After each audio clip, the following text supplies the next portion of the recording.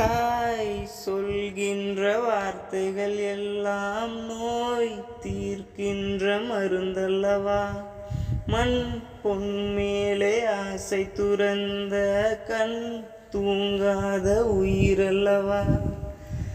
காலத்தின் கணக்குகளில் செலவாகும் வரவும் நீ சுழல்கின்ற பூமியின் மேலே சுழலாத பூமியும் நீ.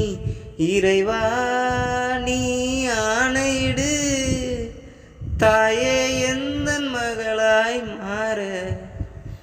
அரறிறாரோ நான் இங்கு பாட, தாயே நீ கண்ணுறங்கு என்னோட மடி சாய்ந்து.